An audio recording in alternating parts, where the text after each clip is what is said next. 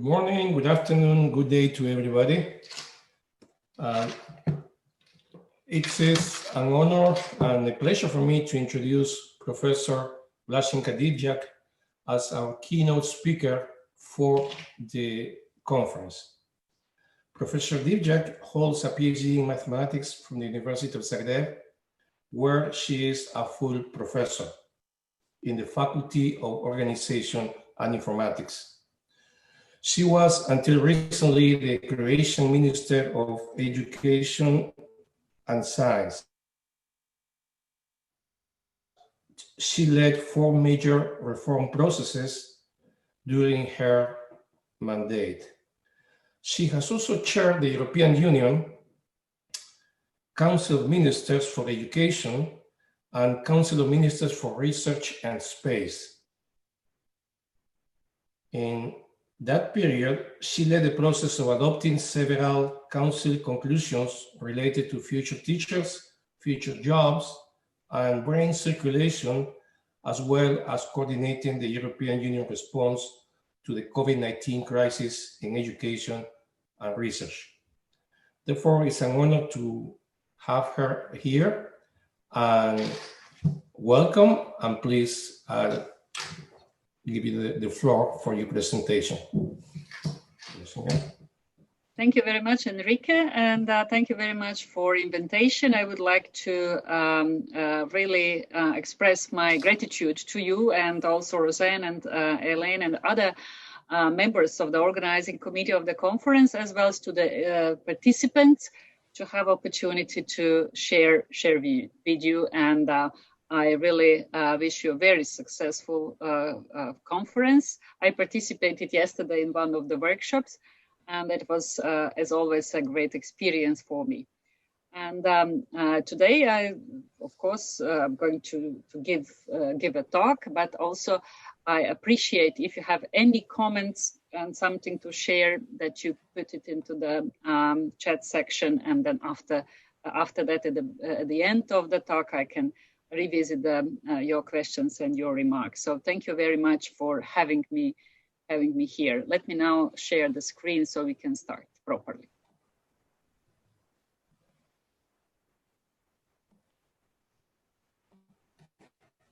I hope that you see the screen now. Okay. It's okay. So I put the title of today's presentation as Leadership in Complex and Chaotic Situations. Not decision-making, but leaderships, because it is, I think, obvious that if you look at the situations that are complex, that are chaotic, and now we are still in some places around the globe in either in complex or in chaotic situation in that respect. And as you heard, I was a Minister of Research and Education, or Science Education as you like it, starting from June 2017 to the July 2020. So I really enjoyed the last couple of months without this heavy responsibility, because it was especially a burden during the start of the pandemics at the beginning of this year to take care about and to be in charge of education system when the schools and the faculties, universities actually were closed.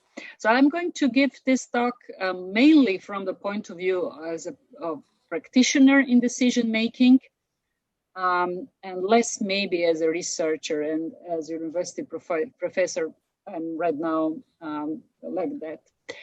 But when I stopped my responsibility as a minister at the end of the July this year, and I was back to academia, to the university, and then I talked to my colleagues, especially colleagues from the field of decision making.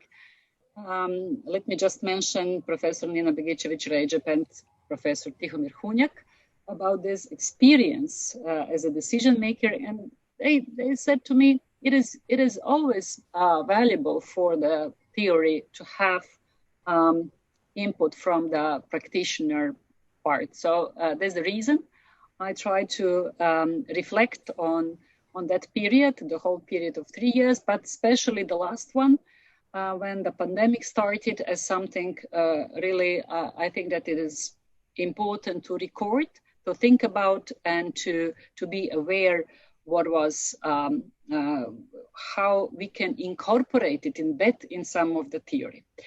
And as I said, then Professor Hunjak said to me, so, you know, it is really a special situation, and he proposed that I use kuniwin framework to talk about it and to make some kind of a sense of that, because it is really one of the, let's say, description of this kuniwin framework, that is a sense-making model. Snowden, as a founder of this framework, said and wrote that in 2002. You can see the references on the left, down left corner here.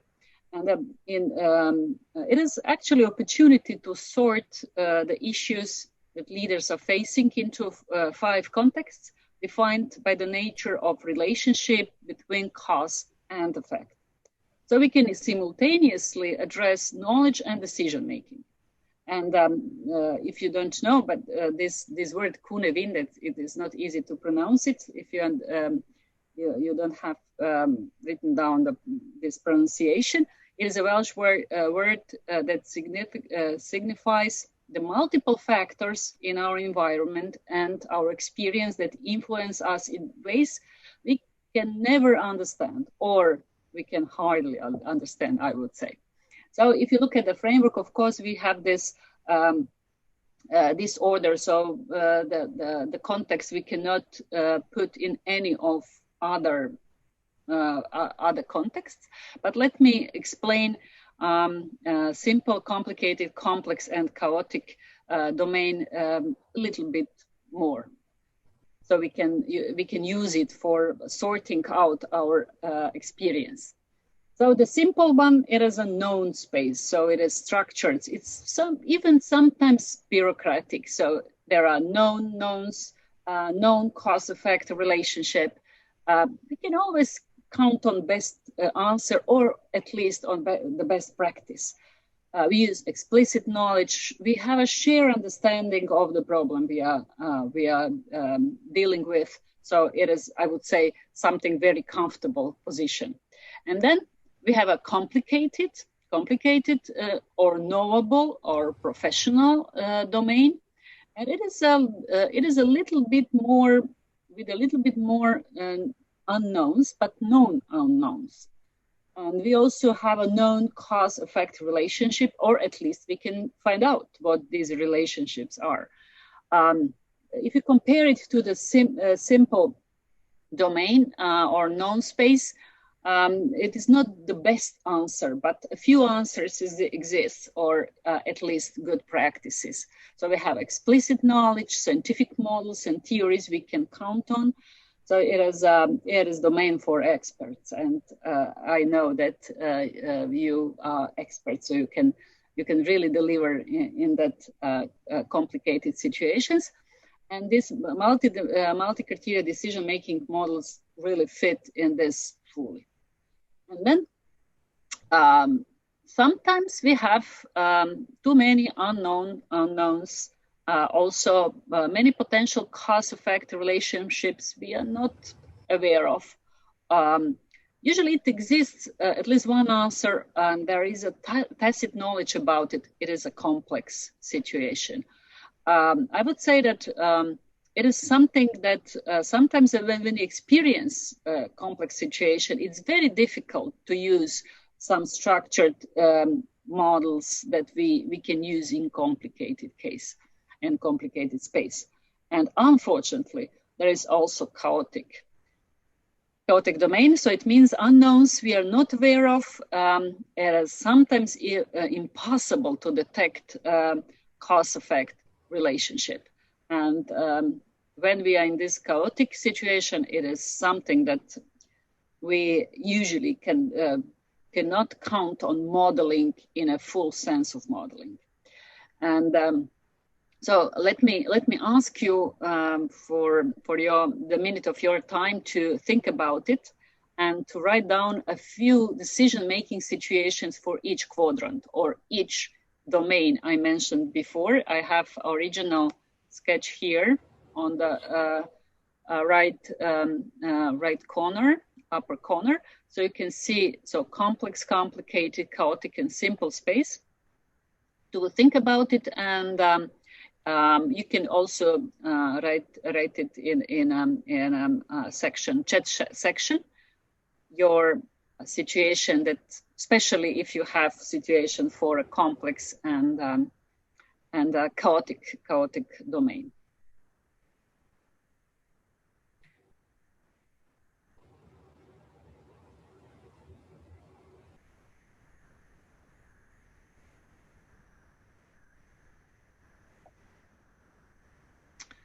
Okay, we can revisit it at the end, and you can really think about it during the rest of the talk.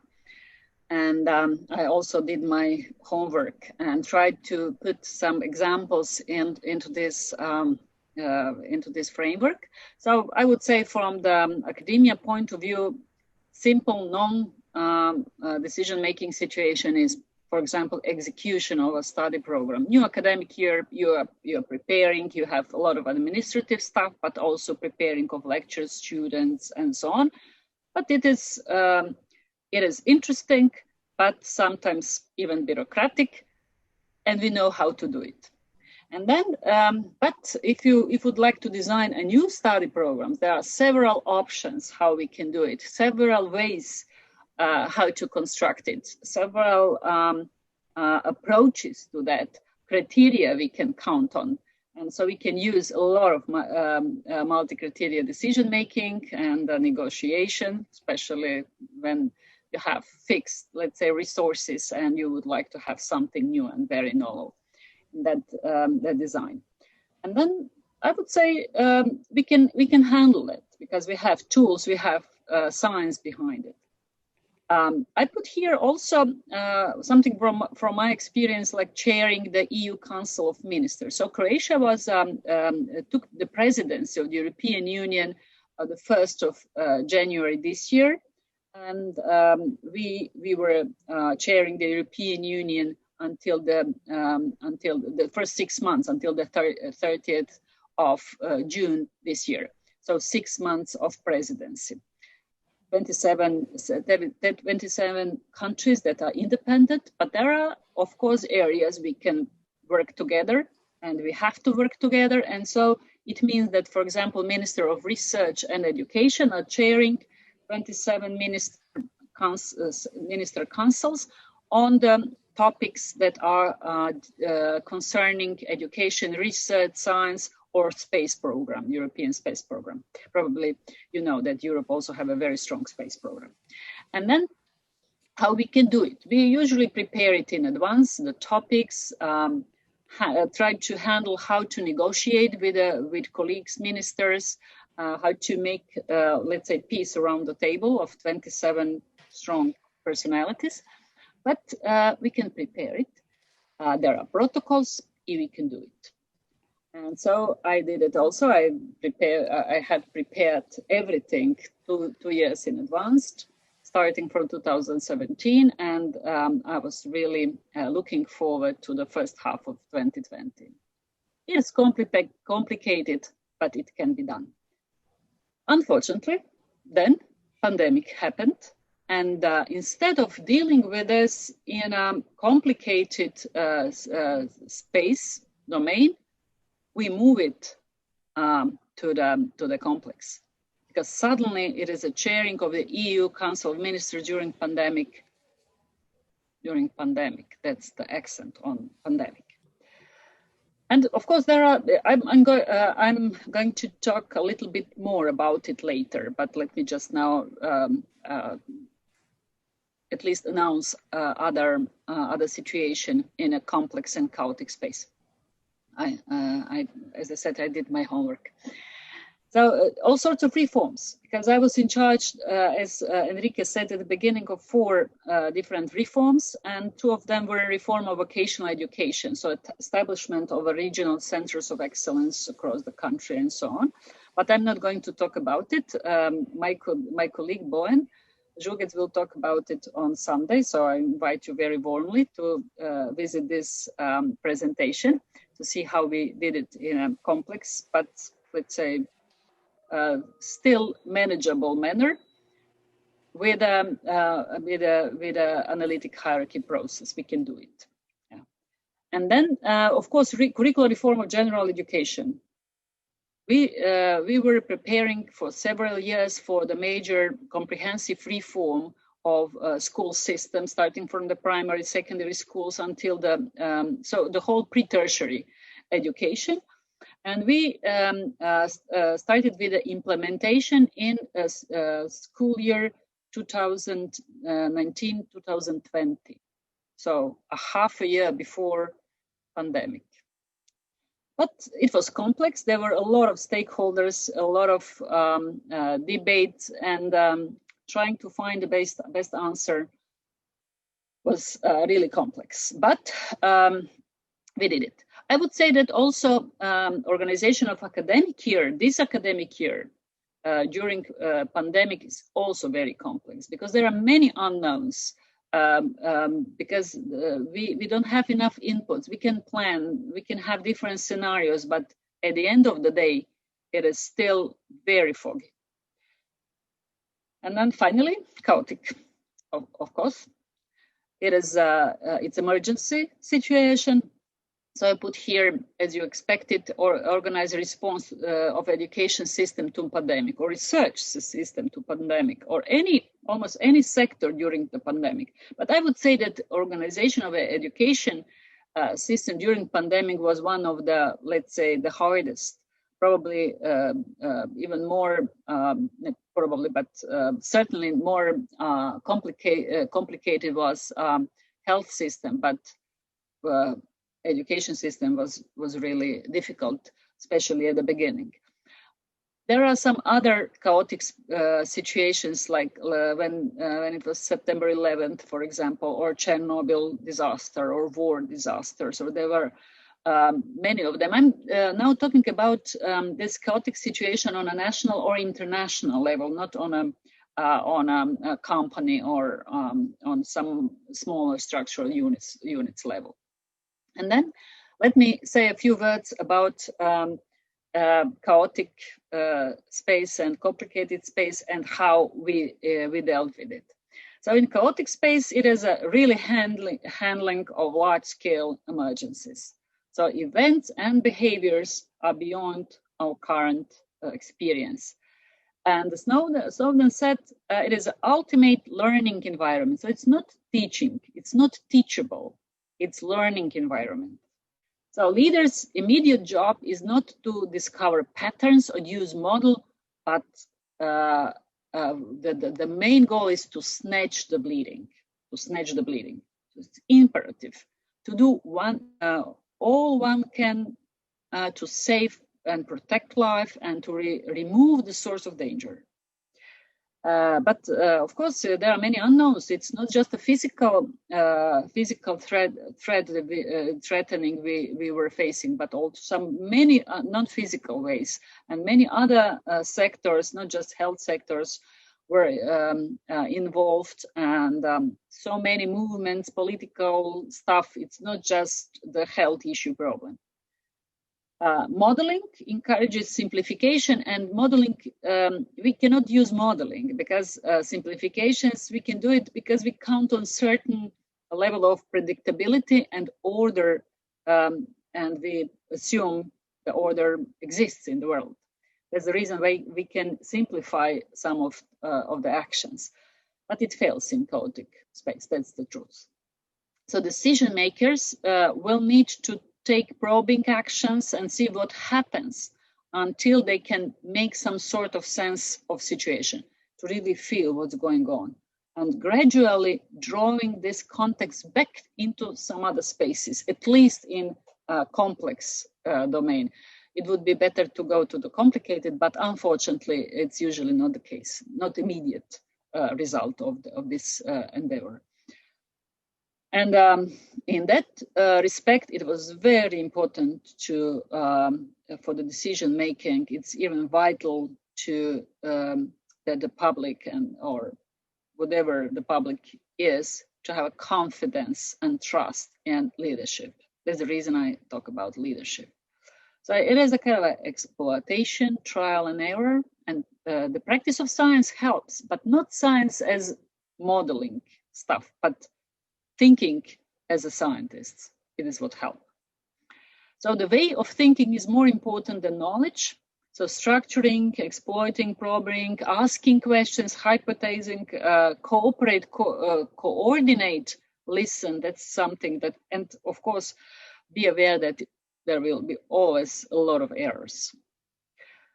And what I really would like to stress here, that what counts, it is a value system. So it is a value-based decision-making. You should know what to put first. And in that situation, human, let's say, safety should be at the first place. Of course, if you look around the globe, it wasn't the case everywhere. Yeah, but just think about it, that this value-based decision-making is something we should introduce and should use it here. Of course, I know that you are thinking how it was for you during pandemics, the first part of pandemic, this first shock. For me, I would say it was essential to make sense of situation, to take a broader picture. So participating in European Union meetings and everything, and even coordinating this stuff was very important for me.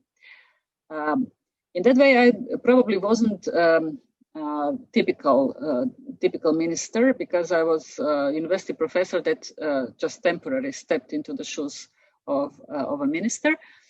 So I did have some knowledge and the practice of decision making in theoretical sense, and the scientific way of thinking. But believe me, it was a very sudden, it was emergence, and it was shocking. So I was urged to act.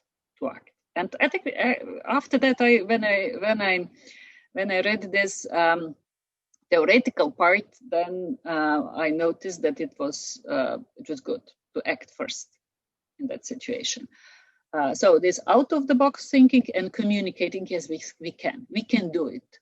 We have response, even though they were just temporary.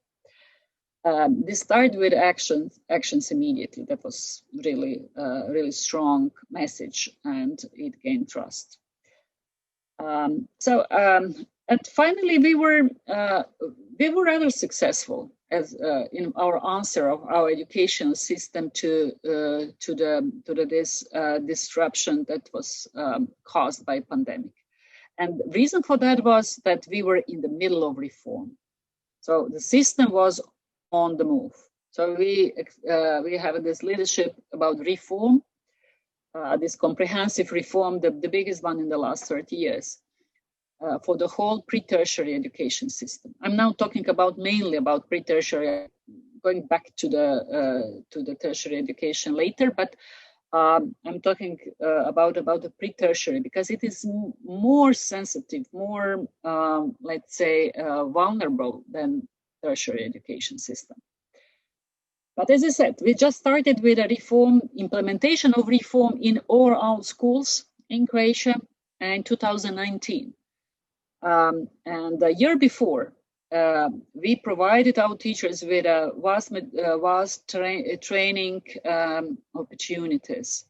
And the training opportunities was focused on new curricula, on problem solving, on critical thinking, how to introduce it into the system, but also informed decision making, for example, and digital skills as well. And this training for 50,000 teachers were in virtual and physical classrooms, especially in virtual classrooms. It was rather, I would say, brave decision to do it mostly virtually, but it was very difficult to do it physically, because 50,000 teachers on move would be very difficult to handle. So we have it in a Moodle classrooms, and we have this extensive 1-year training for them. And it was provided them with a sense of how it is to be a student in a virtual environment. It helps tremendously later, even though they were not very happy with this virtual training, not all of them.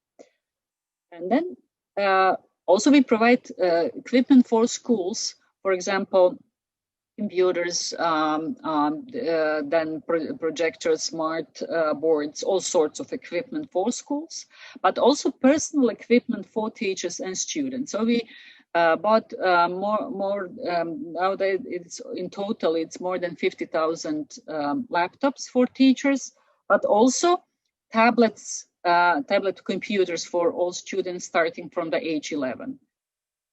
So, and they were distributed at the time, and then just before the pandemic. It was by chance, but it was like that. We also changed the law, and we introduced the digital textbooks for our students, pupils, and they were on a safe space platforms on a national level. So I think I would say that these were the key elements why our response to the crisis caused by pandemic was rather good. Because if you look at the time scale, it was very short time scale. So these are the dates. We can see here that we started distant education March 16th, and the government decision, so the official government decision for that was March 13th, so just 3 days before, so it was Friday, and this was Monday. And then the preparation for that, I started on my own with a small group of people just 2 weeks before that. I know that even the Prime Minister, he said approximately on 6th of March, oh, there is no chance that we are going to make a decision to put the whole system of education online. And we did.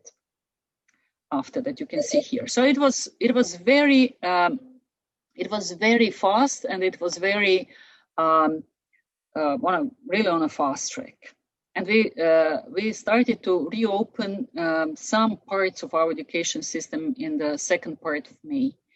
And then I'm not going to explain in more details for that, but we functioned fully online for several months. And then we are starting preparation for the next school year with the action plans, different scenarios, and so on for school and academic year. And we finished the action plan in July. But then, as I said, at the end of July, I was back to academia. It was, believe me, a relief.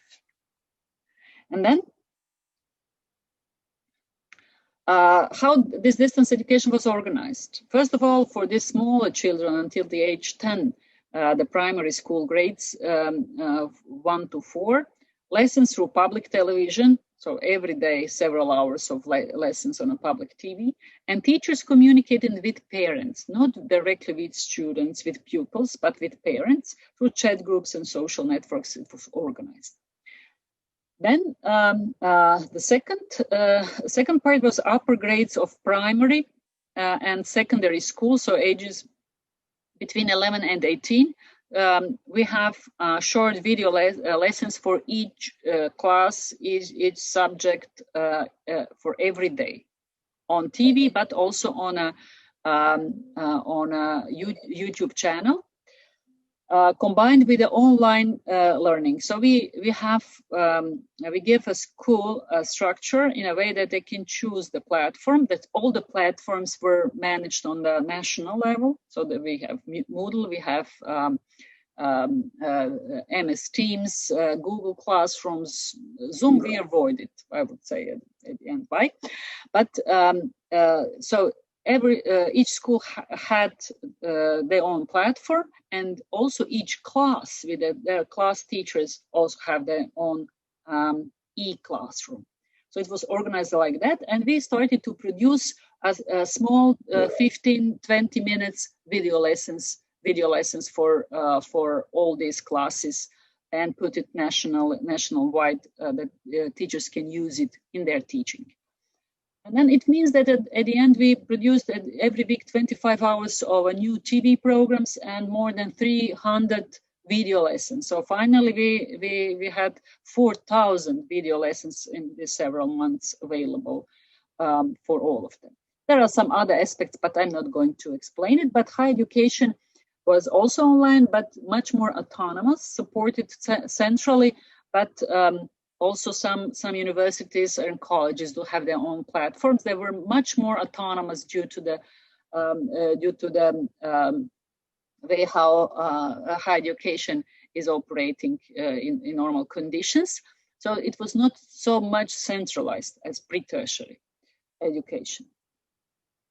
And then, of course, when we started with that, so we have these digital platforms for teachers training that were used now to move classrooms and staff rooms online.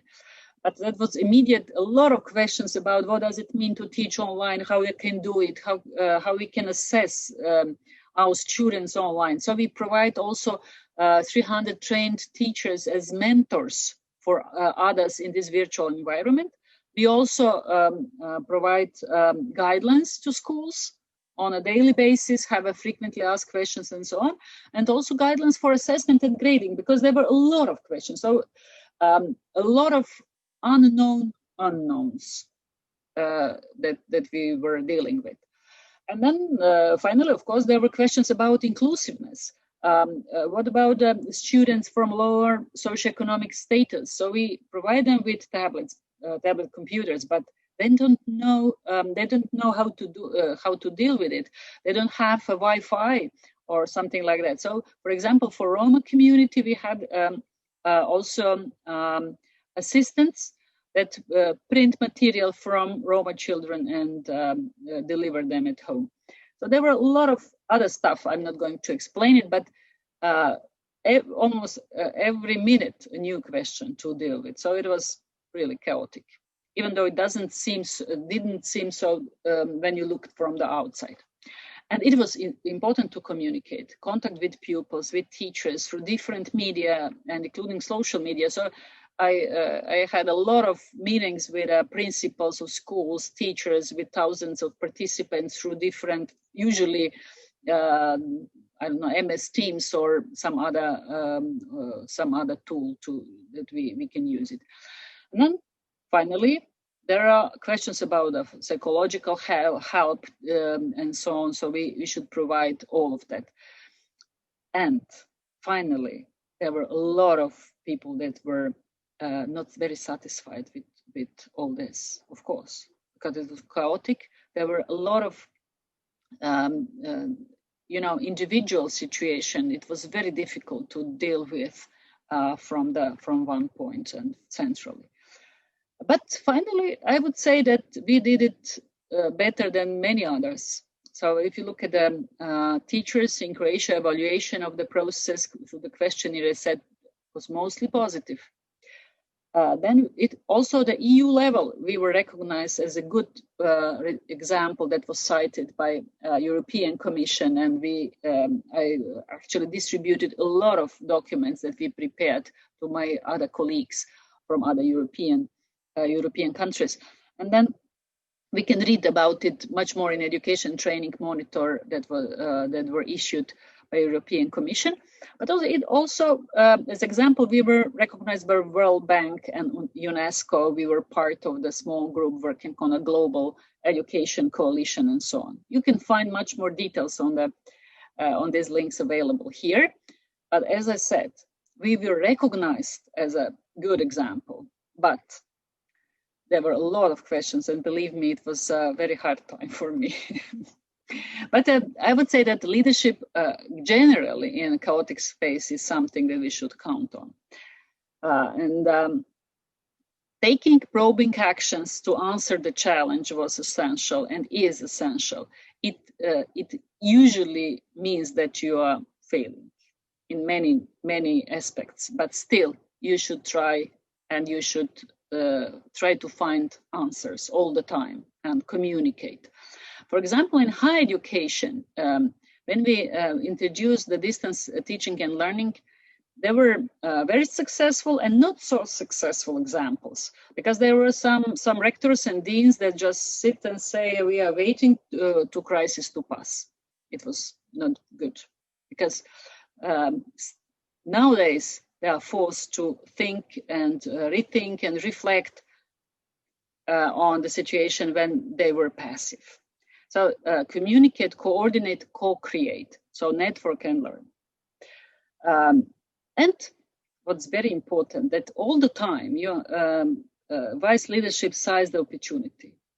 Think about it, what we can learn and what we can do because we are in the middle of the crisis. Not just to think about it, how to save lives, how to make some kind of order in the system, but in the parallel, with a parallel team probably, to think about the situation, how to use it and size the opportunity. For example, speed up the digital transformation in our case, or question teaching and learning quality, enhance it and find new solutions to all problems as well. And then introduce training for teachers, improve teaching and learning, all sorts of stuff. Or use learning analytics for supporting students at risk of failure in a digital environment.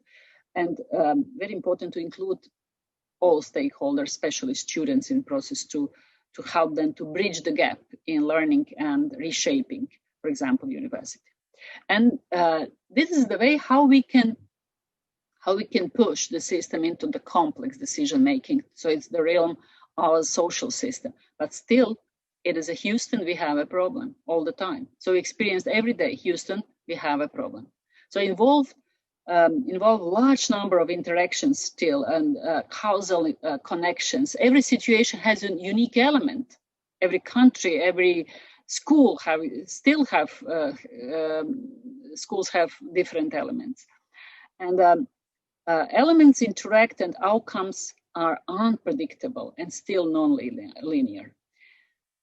So there is still no precise quantitative methods to predict system behaviors, but we can use it here. We can use it here. We have elements we can exploit, judgment and issues, and on development of broad strategies, action plans, scenarios, and probe, sense, and respond. So I would say that leaders, I would really like it to say that leaders are those who reacted the first, and should be completely, let's say, on the side of saving life and giving a sense of order and structure. But in the parallel, it should be all sorts of scenario players and scenario makers all the time. And then usually leaders set the stage, step back a bit, and allow patterns to emerge, to look at the patterns. So it's sometimes that it relies more on socialization than on a quantitative methods, but as a mathematician, I really like it. But I would say here that models or use of multi-criteria decision-making model in structure in problem is much more important here than just to calculate. And how to make this transition from chaotic to complex space. So I said, act first to establish order. So it's the decisive action. Then top-down communication is imperative, but then try to understand. Prepare action plan for different scenarios, communicate them, be transparent and open with stakeholders. Of course, not completely. Let's say I'm stuck, I don't know what to do, but transparent. It's very important to avoid micromanaging, and that was my. I wasn't very good in avoiding micromanaging. And then in literature, you can find also that those leaders that were very successful in this phase usually endangered to think about themselves as having a cult of leaders, and that's not something that we could propose as a good action. Then actively search for opportunities. The best practice for leaders to impel innovation, manage chaos and innovation in parallel, as I said. And let me a few words about that. Sometimes in such unprecedented situation, we can experience rising from complicated to complex domain.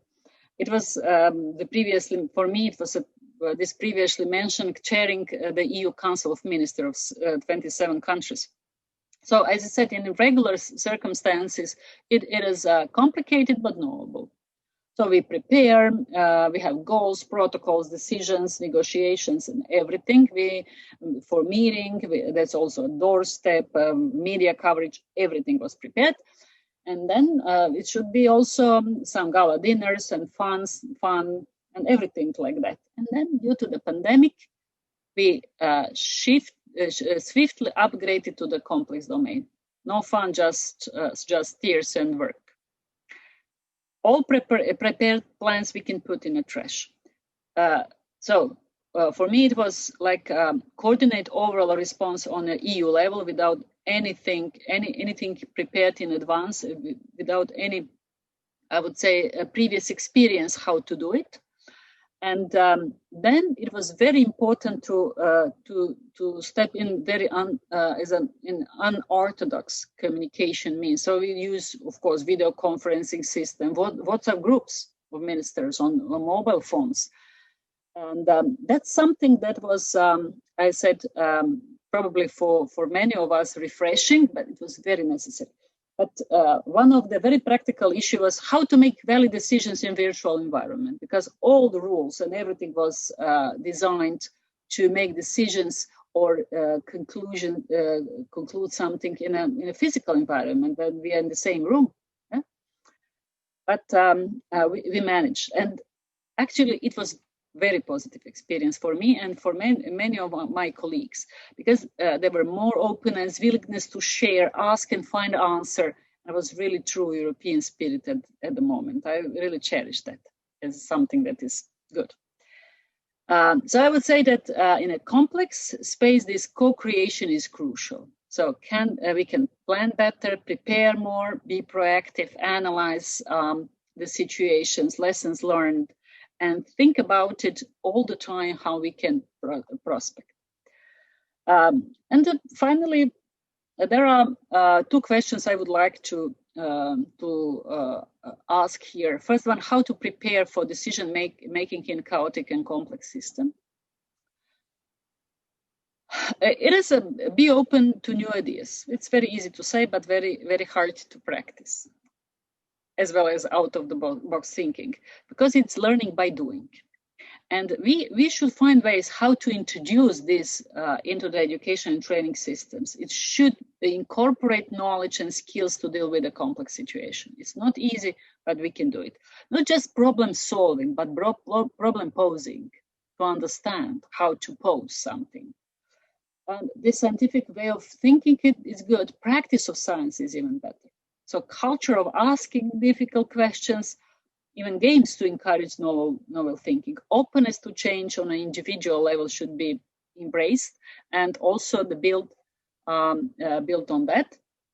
And system that is fit better and answer questions. And my last question I would like to pose here is how HNP and NAP help me in decision making. I would say that it is very important that we set up to have a broader perspective. So certainly I have that partially, I would say, to HNP and NP work before. So understand some of the broad uncertainties, take into consideration all sources of data, quantitative, qualitative, and also to listen wisdom of the heterogeneous group of people. That's something that I gained from that. And start with a thick criteria and rule of thumb, not something very, very precise. And by intuition, that take into consideration multiple and conflicting criteria. So compare criteria, pair wisely, think about sensitivity of proposed action, and explore their values. And to sum up, so from chaotic space where it was important to survive and making sense, to complex with probe sense and respond to the space of opportunity. So thank you very much for for your patience with my talk, and I'm now going to visit the chat section and to see what we have in there. So thank you very much. So I have, let me see.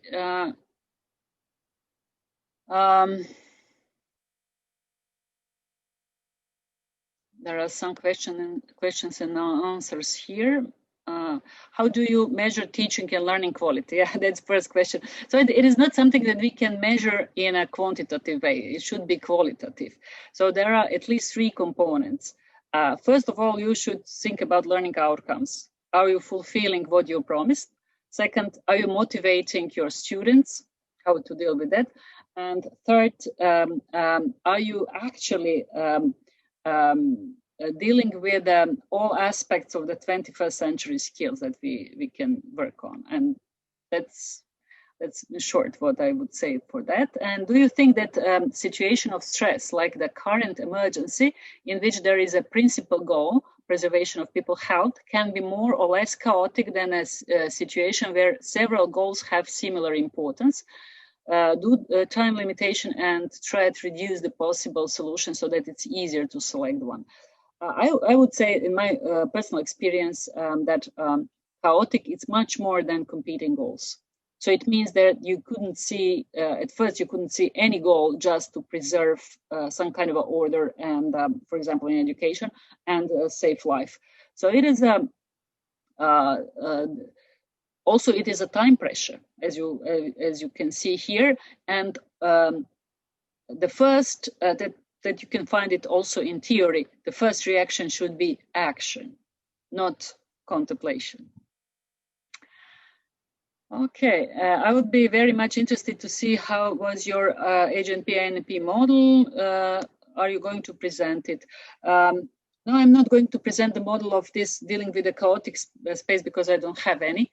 But I have some for the complex situation, and it's going to be presented for this vocational education on Saturday.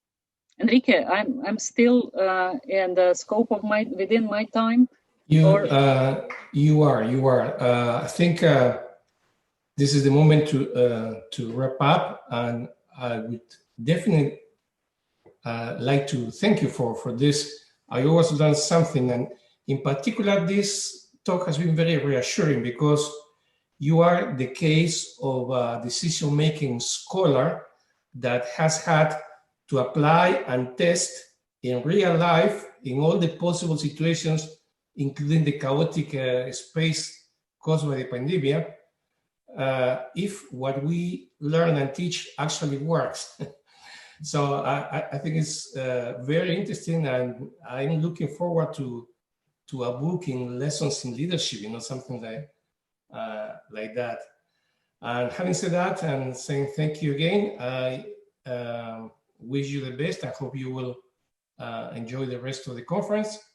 And thank you to all the other participants today. Thank you very much, Enrique, and I wish you all very successful conference. And I hope the next year see you in person at a conference. Me too.